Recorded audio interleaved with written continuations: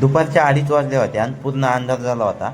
ही म्हणलं माणसं काय करतात, म्हणलं काही कामच नाही यंदा. आणि बघावं तर सगळं पाणी पाणीच. सर बाहेर गेले म्हणून डोकावलं तर बघावं तर गाड्या पूर्ण बुडून गेल्या होत्या पाण्यामध्ये. म्हणलं अवघड परिस्थिती आता. उन्हाळ्यात पाऊस कधी पाऊस. आणि खाली आलो क्लास संपल्यानंतर. बघू शकता भुईचक्र झालंय आणि कमरे इतकं पाणी होतं. म्हणलं पाण्यातून जायचंच कसं. पण एका भावाने मदत केली क्लासच्या मला. त्यांनी मला टू व्हीलरवरती बाहेर सोडलं. तर भावांना म्हणलं आता गाडीने जाणं खूप अवघड आहे, म्हणून म्हणलं आपलं सरळ मेट्रोने जावा.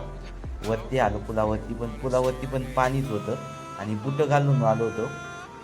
म्हणलं भिजणारच आहे आता काही झालं तरी. पण लोकांना पण काही कामच नाही, कवा हिंडात येतच. म्हणलं टाईम बघावा. अक्षरशः 4:45 वाजल्या होत्या आणि पाऊस थोडा कमी झाला होता त्यावेळेस.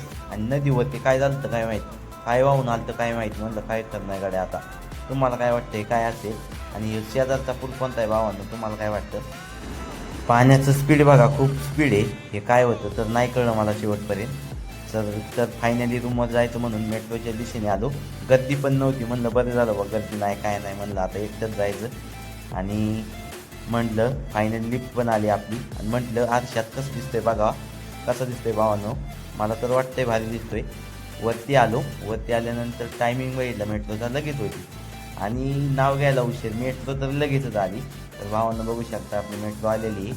आणि त्यानंतर काय घडलं, मेट्रोच्या बाहेरून ना काचा पॅकच आहे. म्हणलं आता अवघड आहे. आणि आतमध्ये गेलो तर आतून पॅक काहीच दिसाना. म्हणलं आता अवघड आहे. आणि वरती आल्यावर कळलं काय गर्दी बघा बघा काय करणार म्हणलं. आणि याच कारणामुळं मी PMTने नाही आलो. म्हणलं PMT नको जायला, मेट्रोने आलो. खूप ट्रॅफिक होतं. तर भावांना अशाच नवनवीन व्हिडिओ पाहण्यासाठी चॅनलला फॉलो करा. Bye bye.